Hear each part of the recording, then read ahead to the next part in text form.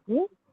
మరి ఈ దినం యొక్క ప్రత్యేకత కి ప్రత్యేకత ఆధారంగా చేసుకొని మనం మరి ఆ యొక్క పునరుద్ధానం గురించి కొంత ఆహ్, మనం కొన్ని విషయాలు మరి తెలుసుకొని ప్రభువుని ఆరాధిద్దాం. మరి ఆయన్ని ఆరాధించడానికి మొట్టమొదటి కారణం ఏంటంటే ఆయన యొక్క పునరుద్ధానమే. ఎందుకంటే ఆయన పునరుద్ధానంలో మన జీవితంలో ఎన్నో కార్యాలు కనిపిస్తా ఉంటాయి. మరి ఆయన పునరుద్ధానం మరి చారిత్రాత్మకమైంది. మరి ఆయన సశరీరుడుగా లేచాడు. ఆయన మహిమ శరీరంతో లేవల, మామూలు శరీరంతోనే లేచాడు ఆయన. అయితే అది సూపర్ న్యాచురల్, అంటే అసాధారణమైనటువంటి విషయం. అంతకుముందే అన్నట్టు జరగనటువంటి విషయం. అయితే అంతకుముందు చనిపోయిన వాళ్ళని యేసుక్రీస్తు ప్రభువే లేపాడు కదండి అని అనుకోవచ్చు. యేసుక్రీస్తు ప్రభు దాకా ఎందుకు, ఏలియా ఎలీషాలు కూడా లేపారు కదా చనిపోయినటువంటి వాళ్ళని. అయితే విషయం ఏంటి అంటే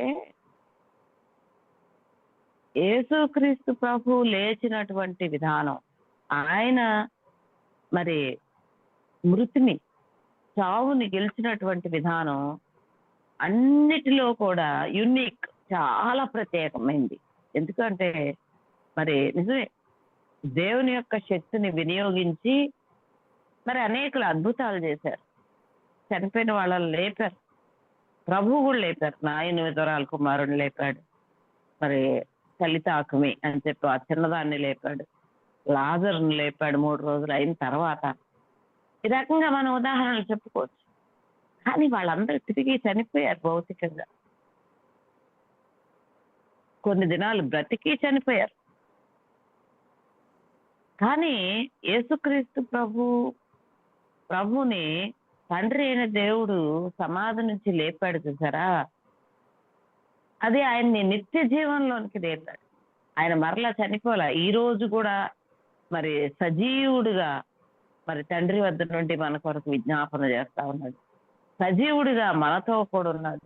ఆయన సన్నిధిని మనతో కూడా ఉంచుతా ఉన్నాడు. అయితే 3వ దినాన దేవుని యొక్క శక్తిని బట్టి యేసుక్రీస్తు ప్రభు మరి అసాధారణమైనటువంటి రీతిలో ఎప్పుడు కూడా తిరిగి చనిపోనటువంటి విధానంలో ఆయన లేచినట్లుగా చూస్తున్నాం. దాన్నే మనం పునరుద్ధానం అని అంటాం. అది మరి ఈ ఆదివారాన్ని మనం పునరుద్ధాన ఆదివారంగా, ఈస్టర్ గా మనం చేసుకుంటా ఉంటాం. మరి చూసినట్లయితే ఆయన ఆయన ఇందాక నేను చెప్పినట్లుగానే ఆయన సశరీరుడుగా లేచాడు, శరీరంతో లేచాడు ఆయన. అదొక చారిత్రాత్మకమైనటువంటి విషయం. అంతేకాకుండా ఇక్కడ త్రిత్వము ఇన్వాల్వ్ అయినట్టుగా మనం చూస్తున్నాం. అంటే తండ్రి అయిన దేవుడు ఆయన్ని లేపాడు. మనం అపొస్తల కార్యాలు 2:24లో చూస్తాం. కుమారుడు మరి ఒక అధికారంతో లేచాడు. యోహాను సువార్త 10:18లో చూస్తాం. మరి పరిశుద్ధాత్మ దేవుని యొక్క హస్తం కూడా ఇందులో ఉంది. రోమా 8:11లో చూస్తాం. మనకు సమయం లేదు చెప్పడం చదవటానికి. ఇవన్నీ కూడా మరి ఆయన తండ్రి, కుమార, పరిశుద్ధాత్మ దేవుడు మరి ఈ యొక్క రిజరక్షన్ లో, పునరుద్ధానంలో మరి కలగజేసుకున్నట్లుగా మనం చూస్తా ఉన్నాం. నిజమే, ఇదంతా కూడా ఒక్కరోజు జరిగింది కాదు, కానీ అది అనేక సంవత్సరాల నుండి మరి అనేక మంది భక్తులు, ప్రవక్తలు మాట్లాడుతున్నటువంటి విషయాలు. మరి ఆ విషయాలు మనం చాలా సార్లు పాత నిబంధన గ్రంథంలోను, కొత్త నిబంధన గ్రంథంలో కూడా మనం చూస్తూ ఉంటాం. ఆయన శరీరాన్ని కుళ్ళు పట్టనేడు అని దావీదు మాట్లాడతాడు 16:10లో. మరి యెషయా భక్తుడు కూడా మరి ప్రవచిస్తాడు 53:10-11 వచనాలు మనం చూస్తే, మరి ఆయన శ్రమ పొందిన తరువాత జీవాన్ని చూస్తాడు అనే మాటని ఆయన రాస్తాడు. అంతేకాకుండా యోనా భక్తుని యొక్క, యోనా ప్రవక్త యొక్క అనుభవాన్ని ప్రభువారు ఎత్తి చూపుతారు. 3 దినాలు, 3 పగళ్ళు రాత్రులు చేప కడుపులో యోనా ఉన్నట్టుగానే భూగర్భంలో మరి ప్రభువారు ఉన్నారు అని చూసినట్లయితే మత్తయి సువార్త 12:40లో కూడా యేసుక్రీస్తు ప్రభువారే ఆయన యోనాతో కనెక్ట్ చేసి మాట్లాడతారు తన గురించి. మరి నూతన నిబంధనలో చూసినప్పుడు అధ్యాయాలే మరి పునరుద్ధానాన్ని గురించి మాట్లాడి మరి మత్తయి సువార్త 28లో ఉంది, మార్కు సువార్త 16లో ఉంది, లూకా సువార్త 24లో ఉంది, యోహాను సువార్త 20-21 అధ్యాయాల్లో మనం ఈ పునరుద్ధానం విషయాల గురించి మాట్లాడుకుంటా ఉంటాం.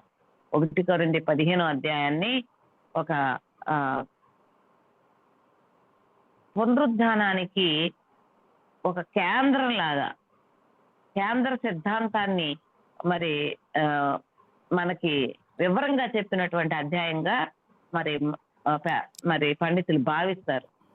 చూసినట్లయితే ఆయన ఏం జరిగింది ఆదివారం పొద్దున్నే అని మనం చూస్తే, ఆదివారం పొద్దున్నే చాలా మంది స్త్రీలు మరి ఆ యొక్క సమాధిని దర్శించడానికని వెళ్ళారు. అందులో మేరీ మగ్దలేనే మరియ ఇతర స్త్రీలు అని రాయబడి ఉంది. అయితే ఆ సమాధి చేసి ఏ పెద్ద రాతినైతే ఆ తొలిపించినటువంటి సమాధికి మూతలాగా వేసి సీల్ చేశారో ఆ రాయి దుర్లించబడింది.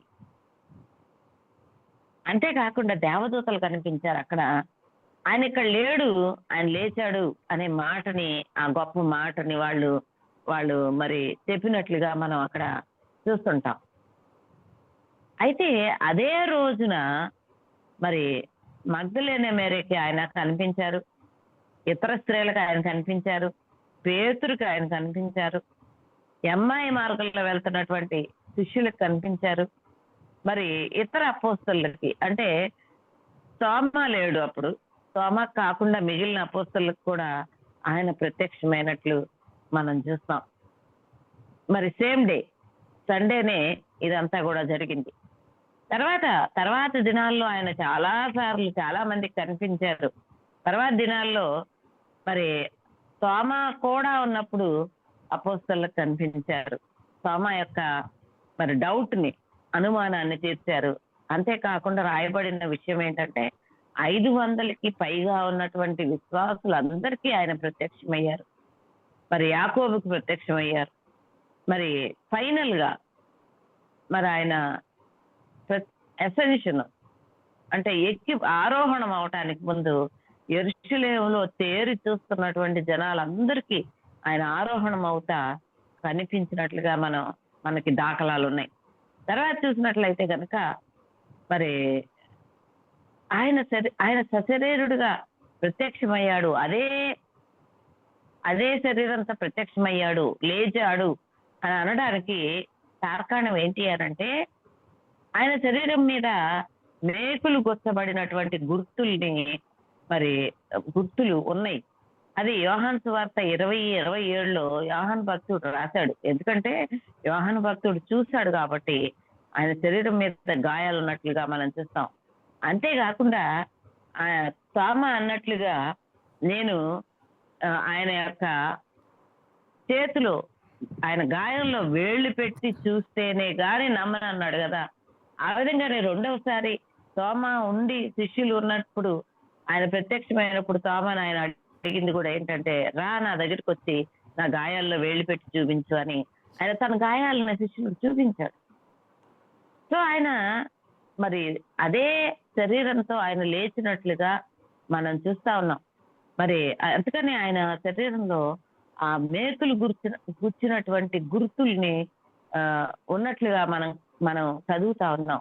ఆ తర్వాత ఆయన శిష్యులతో కలిసి మరి భోజనం చేసినట్లుగా మనం చూస్తాం. లూకా సువార్త 24వ అధ్యాయము 42-43 వచనాలు మనం చూస్తే మరి శిష్యులతో కలిసి భోజనం చేసినట్లుగా మనం చూస్తాం అన్నమాట.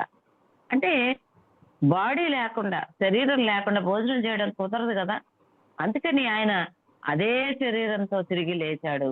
అయితే అది ఒక రూపాంతరపరచబడినటువంటి లేకపోతే మహిమపరచబడినటువంటి శరీరం. ఆయన అదే శరీరంతో తిరిగి లేచినప్పటికీ కూడా ఆయన ఒక సమయానికి కానీ ఒక స్థలానికి కానీ పరిమితం అవ్వాల.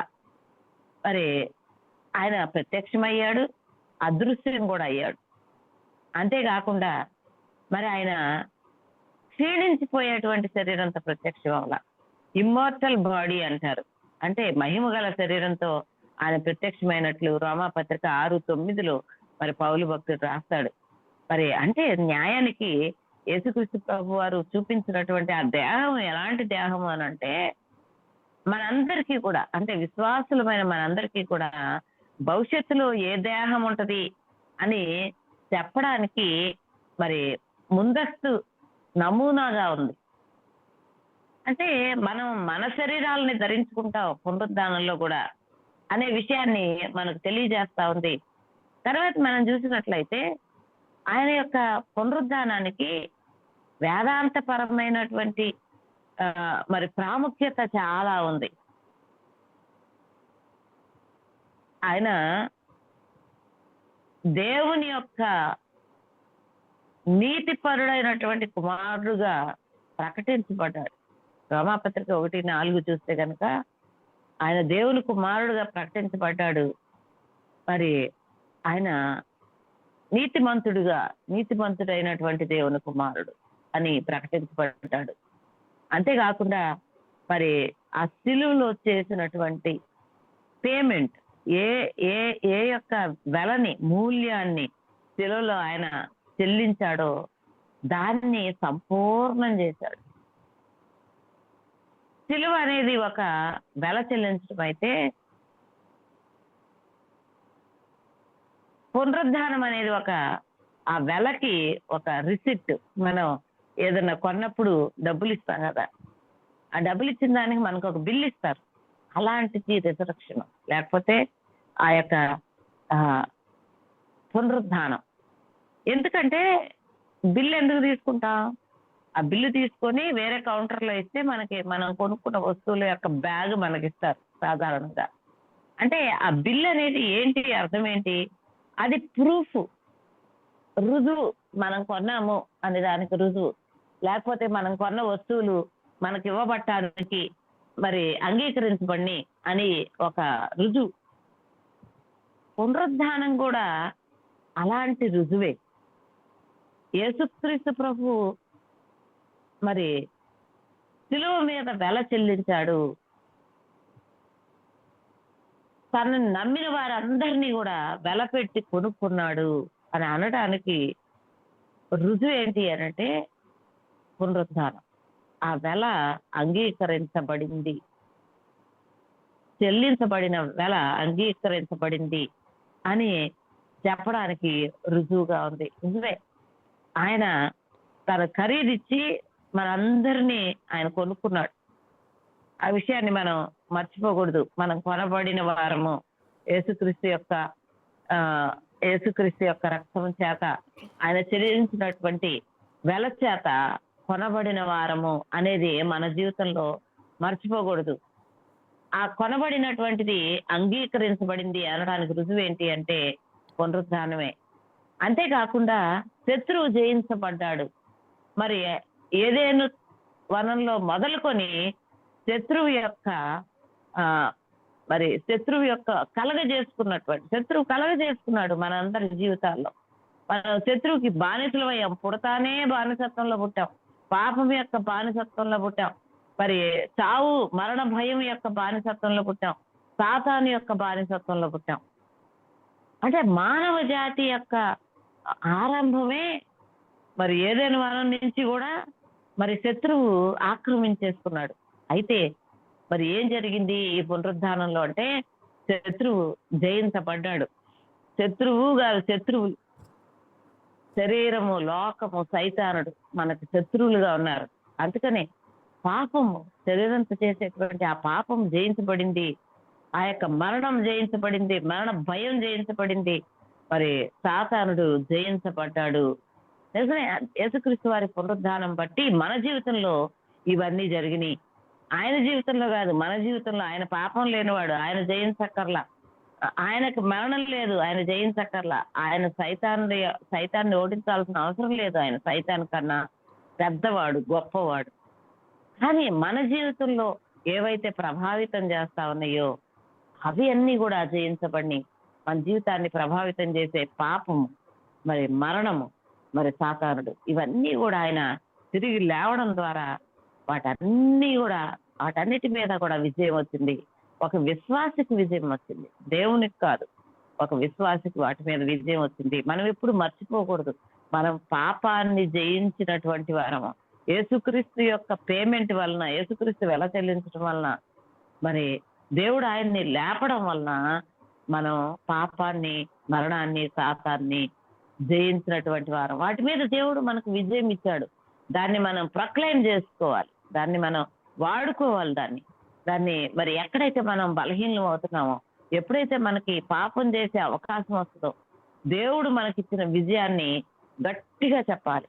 దేవుడు మనకి ఎప్పుడైతే మరణ భయం కలుగుతుందో, ఓ మరణమా నీ ముల్లెక్కడా అనే మాటని మనం చెప్పగలగాలి. మరి విశ్వాసులుగా సాతానా పో అని మనం చెప్పగలగాలి. మన జీవితంలో వాటి యొక్క ప్రభావం ఉండకూడదు. ఎందుకంటే దేవుడు ఏ శక్తి చేత యేసుక్రీస్తు ప్రభువుని మృతుల్లోంచి లేపాడో, అదే శక్తిని నీలో నాలో వాడాలని ఆయన ఇష్టపడతా ఉన్నాడు. ఒకరోజు యేసుక్రీస్తు ప్రభు ఎట్లా లేచాడో అట్లా మనం కూడా లేవబోతా ఉన్నాం. కాబట్టి దేవుడు మనలో వినియోగించబోయేటువంటి శక్తిని మనం జ్ఞాపకం చేసుకుందాం. ఆ శక్తిని పొందుకున్న వారమై మరి ఈ సాతాను మీద, మరణం మీద, పాపం మీద మనం జయాన్ని సంపాదించాలి అనడానికి రుజువే యేసుక్రీస్తు యొక్క పునరుత్థానం. అంత మాత్రమే కాదు కానీ మరి సువార్త పరిచర్య మరి కి ఆధారం, లేకపోతే మన విశ్వాసానికి ఆధారం ఏంటి అంటే, నిజమే అంటాడు కదా పౌలు భక్తుడు, పునరుద్ధానం లేనట్లయితే విశ్వాసం అంతా కూడా ప్రయోజనం లేనిదైపోద్ది అని అంటాడు. నిజమే, మన విశ్వాసము ఆయన మరణంతో కాదు కానీ ఆయన పునరుద్ధానంతో సంపూర్ణమైంది. కాబట్టి ఆయన లేచాడు కాబట్టి మనం ఆయన లేచినటువంటి విషయాన్ని మనం ప్రకటించవలసిన వారంగా ఉన్నాం. అదే సువార్త. ఆయన లేవడమే సువార్త. ఆయన చనిపోవడం సువార్త అయితే ఆయన లేవడం అనేది సువార్త యొక్క సంపూర్ణత. కాబట్టి మనం చూసినప్పుడు అనేక విషయాలు మరి ఆయన లేచాడు అని అనటానికి రుజువులుగా ఉన్నాయి. మరి నిజమే, మరి ఆ ఖాళీ సమాధి, ప్రపంచంలో ఎవరి సమాధి కూడా ఖాళీగా లేదు, కానీ ఎవరి సమాధి భద్రపరచబడలేదు అనేది చదువుకున్నాం మనం. ఎవరి సమాధి ఖాళీగా లేదు, కానీ యేసుక్రీస్తు యొక్క సమాధి భద్రపరచబడింది. యేసుక్రీస్తు యొక్క సమాధి ఖాళీ అయింది ఆదివారం నాడు. మరి చూసినట్లయితే అనేక మంది సాక్షులు, వారి కళ్ళతో చూసిన వారు మరి సాక్ష్యం ఇచ్చారు, ఆయన లేచాడు అని చాలా మంది ఇచ్చారు. అందరూ వేరువేరు వ్యక్తులు, ఎవరు కూడా పక్కన ఉన్నాడు కాదు ఇచ్చింది, వేరువేరు వ్యక్తులు, వేరువేరు ప్రదేశాల్లో మరి ఆయన లేచిన విషయాన్ని చూసినటువంటి వారు, కళ్ళతో చూసినటువంటి వారు సాక్ష్యం ఇచ్చారు. అదే పునరుద్ధానానికి మరి ఎవిడెన్స్, రుజువు. మరి అంతేకాకుండా మరి ఒక వ్యక్తుల్లో ఆ యొక్క రూపాంతరాన్ని చూసినప్పుడు ఆయన యొక్క పునరుద్ధానము ఎంత బలమైందో మనం చూస్తాం. ట్రాన్స్ఫర్మేషన్, వ్యక్తుల్లో రూపాంతరం కలిగించింది పునరుద్ధానం. దాన్ని బట్టి యేసుక్రీస్తు ప్రభు లేచాడు అనే దానికి రుజువుగా ఉంది. ఏంటి అంటే, సిలువ వేస్తా ఉన్నప్పుడు మొత్తం అందరూ పారిపోయినటువంటి వాళ్ళు మరి చాలా ధైర్యంగా నిలబడి, ప్రతి వాళ్ళు కూడా, శిష్యులందరూ కూడా మరి హతసాక్షులు అవడం మనం చూస్తాం. ఈ యొక్క రూపాంతరం ఎక్కడి నుంచి వచ్చింది అనంటే, డిసైపుల్స్ అంటే శిష్యులకి ఎక్కడి నుంచి వచ్చిందంటే, ఆయన పునరుద్ధానాన్ని చూసిన తర్వాత ఆ పునరుద్ధాన బలాన్ని తెచ్చుకున్నారు, ఆ ధైర్యాన్ని తెచ్చుకున్నారు. ధైర్యం తెచ్చుకొని అననుకూల పరిస్థితుల్లో కూడా, మరి వ్యతిరేకతల్లో కూడా, శత్రువుల ఎదుట కూడా, రాజుల ఎదుట కూడా గొప్ప సువార్త పనిచేశారు, గొప్ప సువార్తను ప్రకటించారు, ఎంతో ధైర్యంతో ప్రకటించారు. ఎంతవరకు వాళ్ళు వెళ్ళారు అంటే, వాళ్ళందరూ కూడా హతసాక్షులయ్యారు, ఇంక్లూడింగ్ పౌలు భక్తులతో సహా హతసాక్షులయ్యారు. వాళ్ళు తలలు ఖండించబట్టడానికి భయపడలా. సిలువ దగ్గర ఎంతలా పారిపోయారు, మనం ఏంతో ఉన్నామని గుర్తుపడతారేమో, మన కూడా సిలువ వేస్తారేమో అనే భయంతో పారిపోయినటువంటి వాళ్ళు అంటే వాళ్ళకి పునరుద్ధానానికి ముందు ఏముంది అని అంటే మరి మరణ భయం ఉంది. కానీ పునరుద్ధానం తర్వాత వాళ్ళు మరణించడానికి భయపడాల. ఆ విధమైనటువంటి పరిచర్య చేసినట్లు మనం చూస్తాం. మరి అంతేకాకుండా మరి ఆయన జీవించున్న దినాల్లో చాలా మంది ఆయన యొక్క అస్తిత్వాన్ని గురించి, ఆయన రక్షకుడా అనే విషయాన్ని గురించి క్వశ్చన్ చేసిన వాళ్ళు ఉన్నారు. చాలా మంది ఉన్నారు అట్లాంటి వాళ్ళు. అయితే వాళ్ళలో మరి వాళ్ళల్లో మార్పు కలిగింది. వాళ్ళలో మార్పు కలగటం మనం చూస్తా ఉంటాం. వాళ్ళు ప్రభువుని నమ్ముకోవటం చూస్తా ఉంటాం. మొట్టమొదటిగా చూస్తే ఆయన సొంత సహోదరుడైనటువంటి యాకోబు. ఆయన బ్రతుకున్న కాలంలో చాలా మరి అనుమానపడ్డాడు ఆయన గురించి. కానీ ఆయన తిరిగి లేచిన తర్వాత మరి ఆయన వైపు చూసి రక్షణ పొంది బలపడి మరి ఎంతో గొప్పగా పరిచర్య చేసినట్టు మనం ఎంతో గొప్ప సువార్తని పత్రికను రాశాడు ఆయన మనకు. ఎన్ని గొప్ప విలువైన విషయాలు ఉంటాయి యాకోబు పత్రిక. అటువంటి భక్తునిగా మార్చబడ్డారు. ఇవి ప్రశ్నించేవారు, ఏంటి, ఎందుకు, ఎలా అని మరి ప్రశ్నించేవారు అందరూ కూడా మరి ఆయన పునరుద్ధానం తర్వాత మార్చబడ్డారు. అందులో గొప్ప సాక్ష్యం ఎవరిది అంటే పౌలు భక్తుంది. మరి ఆయన హింసకుడు మరి అయినప్పటికీ కూడా బోధకుడు అయ్యాడు. హింసకుడి నుంచి బోధకుడు దాకా. అంతేకాకుండా హతసాక్షి వరకు కూడా ఆయన ప్రయాణం చేశాడు ప్రభు యొక్క పునరుద్ధాన బలాన్ని పొందుకోడు. అందుకని ఆయన అంటాడు, ప్రభు యొక్క పునరుద్ధాన బలం ఎట్టిదో, మరి దేవుడు ఆయన్ని లేపినటువంటి, ఆయన వినియోగించిన శక్తి ఎట్టిదో యేసుక్రీస్తు ప్రభువుని లేపడంతో దాన్ని ఎరగాలని నేను పరిగెత్తుతా ఉన్నాను అని అంటాడు. అంటే ఆ దేవుని శక్తి యొక్క పరిపూర్ణత కొరకై పరిగెత్తాడు. అంటే మనకి పునరుద్ధానాన్ని గురించి తెలిసింది చాలా తక్కువే. ఇంకొక ప్రత్యేకమైనటువంటి విషయం ఏం జరిగింది అని అంటే, సంఘం ఉద్భవించింది పునరుద్ధానం తర్వాత. మరి ఆ సంఘము మెల్లగా మరి సిలువ వద్ద మొదలైంది నిజానికి. కానీ ఒక సాలిడ్ గా, ఒక విశ్వాసుల గుంపుగా, మరి ఒక సంఘంగా కూడుకుంటాం మరి పునరుద్ధానం తర్వాత మనం జరిగినట్లుగా చూస్తాం. సంఘం ఉద్భవించటమే కాదు, సంఘం జన్మించటమే కాదు, కానీ అదొక విస్ఫోటనంలాగా మరి అభివృద్ధి పొందింది. It's explosion. అంటే ఒక బాంబు వేస్తే ఎంత పెద్ద సౌండ్ అంటే విస్ఫోటనం కలుగుతుందో ఆ విధంగా మరి సంఘము మరి అభివృద్ధి చెందినట్లుగా మనం చూస్తా ఉన్నాం. అంటే అంత ప్రశాంతమైన పరిస్థితుల్లో యేసుక్రీస్తు ప్రభు పేరు చెప్పగానే అందరు నమ్ముకొని సంఘంలో చేరలే.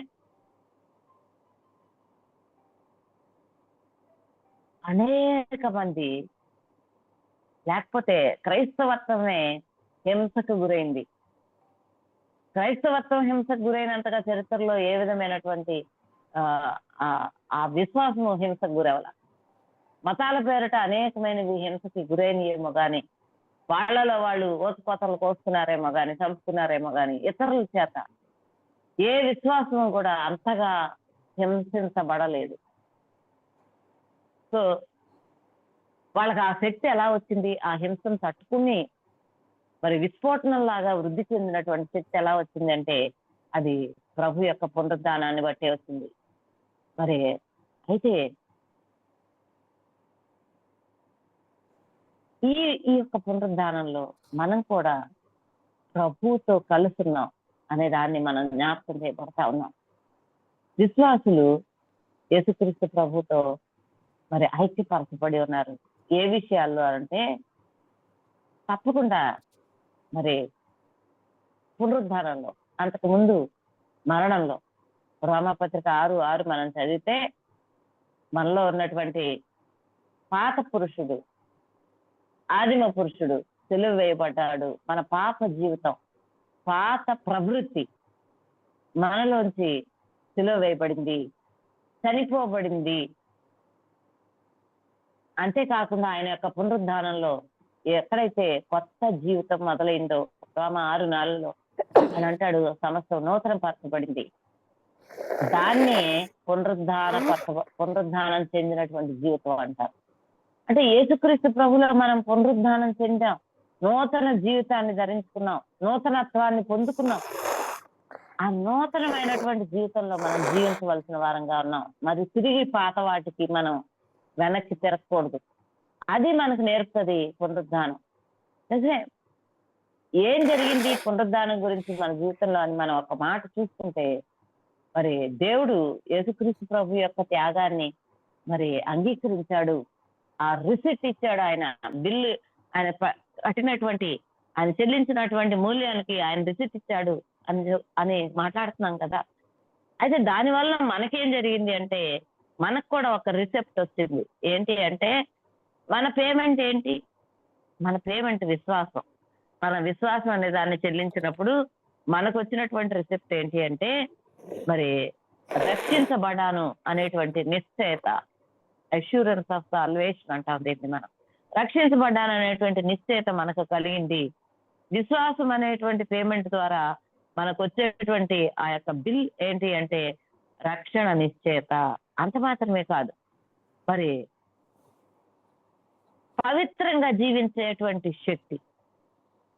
మర్చిపోకండి ప్రియమైన వారులారా, దేవుడు మనకి ఈ భూమి మీద, అంటే ఎంత అపవిత్రమైన జీవితం మన చుట్టూ ఉన్నప్పటికీ కూడా మనం పవిత్రంగా జీవించేటువంటి శక్తిని ఆయన తన పునరుద్ధానం నుంచి మనకు అనుగ్రహించాడు. మరి అదే పునరుద్ధాన శక్తి మనలో కూడా పనిచేస్తా ఉంటది. దాన్ని నువ్వు అంగీకరించి ఆ శక్తిని మరి నీలో పని చేయనిస్తే ఈ ప్రపంచంలో నీ చుట్టూ ఉన్నటువంటి పాపం నుంచి వేరుపడి పవిత్రమైన జీవితాన్ని జీవించడానికి మనందరికీ కూడా దేవుడు ఆ శక్తిని అనుగ్రహించాడు. నిజమే. మరి పెద్దలు చెప్తారు కదా, కలువపు బురదలో ఉన్నప్పటికీ కూడా అది బురదను అంటించుకోదని. ఆ రకంగానే మన చుట్టూ బురద ఉన్నా సరే ఆ బురద మనకు అంటకుండా మనం భద్రపరుచుకునే శక్తిని యేసుక్రీస్తు ప్రభువారు తన పునరుద్ధానంలోంచి మనకు అనుగ్రహించాడు. మరి అంతేకాకుండా శ్రమ కలుగుతా ఉందా, దానిలో నిరీక్షణ ఇస్తా ఉన్నాడు దేవుడు మనకి. ఎందుకు అంటే శ్రమ అనేది అంతం కాదు. మన జీవితాల్లో మనకు వ్యక్తిగతంగా కలిగే శ్రమ విశ్వాసాన్ని బట్టి గాని, లేకపోతే మన జీవిత విధానాన్ని బట్టి గాని, లేకపోతే మన పవిత్రతను బట్టి గాని, లేకపోతే ఇతరుల అభ్యంతరాలను బట్టి గాని మనకు కలిగేటువంటి శ్రమ అది అంతం కాదు అనే విషయం మనకి ప్రోత్సాహాన్ని ఇస్తుంది, మనకి నిరీక్షణ ఇస్తుంది. ఎందుకు అనంటే ఒక రోజున ఆ శ్రమను ఆయన తీసివేస్తాడు మన నుంచి. మనం శ్రమ పడుతున్నప్పటికి కూడా మరి నిరీక్షణ లేని వారం కాదు, నిరీక్షణ కలిగిన వారం. ఎందుకు అనంటే ఏ శక్తితో దేవుడు యేసుక్రీస్తు ప్రభువును లేపాడో అదే శక్తిని మన యందు కూడా ఆయన వినియోగిస్తాడు. ఈ శ్రమ 4 దినాల శ్రమే, ఓర్చుకోవాలి అనేటువంటి గొప్ప నిరీక్షణని ఆయన మనకిస్తాడు. అంతేకాకుండా మరి ఎల్లప్పుడూ ఓటమి గురించి ఆలోచించే మన హృదయాల్లో, మన మైండ్స్ లో ఆయన ఒక గొప్ప వేరైనటువంటి ఆలోచన పెడతా ఉన్నాడు. ఏంటి అంటే విజయాన్ని గురించినటువంటి ఆలోచన. చాలా సార్లు మనం పొందిన విజయం లోపల జీవిస్తాం. అంటే మనకు ప్రమోషన్ వస్తే, లేకపోతే మనకు ఒక ఇల్లు వస్తే, లేకపోతే మన పిల్లలు బాగా ఫ్లరిష్ అయితే, అంటే అభివృద్ధి చెందితే, లేకపోతే ఇంకోటి అదొక విజయాన్ని మన మానసిక స్థితికి అందిస్తూ ఉంటది. కొన్ని విషయాలు కొంతమందికి విజయం పొందినటువంటి ఆ యొక్క భావన అందిస్తూ ఉంటాయి. కానీ యాక్చువల్గా పునరుద్ధానం అది చెప్పదు. యేసుక్రీస్తు వారి పునరుద్ధానం అది చెప్పదు. నేను కూడా మా అమ్మాయి ఎయిమ్స్ జాయిన్ అయినప్పుడు చాలా అంటే నాలోంచి ఒక గర్వపు ఫీలింగ్ అనమాట. అంటే అతిశయించడానికి కాదు, కానీ నేనేదో విజయం పొందిన ఫీలింగ్ నేను చాలా రోజులతో చూసా. కానీ చాలా తర్వాతే నేను అర్థం చేసుకున్నా ఆ విషయాలు. మనము విజయం లోపల జీవించే వాళ్ళం కాదు, విజయం నుండి జీవించేవాళ్ళం. ఈ భూమి మీద మనకు కనిపించే సోకాళ్ళు విజయాలు ఉన్నాయి చూసారా, అంటే మనం విజయం పొందాం. అంటే కొంతమంది ఎట్లా అనుకుంటారంటే, అమ్మయ్య ఇంత పెద్ద ఇల్లు కట్టించుకున్నా, ఎన్ని సంవత్సరాలు కోరిక నెరవేరిందో అందులో ఒక విజయ భావన ఉంది. ఇవన్నీ కూడా మనకి తాత్కాలికంగా కలిగేటువంటి భావనలు. తాత్కాలికంగా కలిగేటువంటి భావనలు. దేవుడు అట్లాంటి విజయాల్లో మనల్ని జీవించాలని కోరుకోడు అస్సలు. ఆయన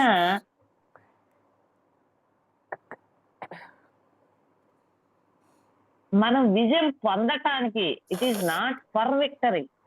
విజయం పొందటానికి జీవించే వాళ్ళంగా ఉండాలని ఆయన అసలు అనుకోడు. ఆయన విజయంలో జీవించే వాళ్ళగా మనం ఉండాలని అనుకుంటాడు.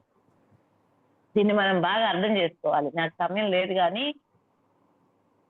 మనం ఎదురు చూస్తా, మనం కోరుకుంటా విజయాన్ని పొందాలని కాదు దేవుడు అనుకునేది.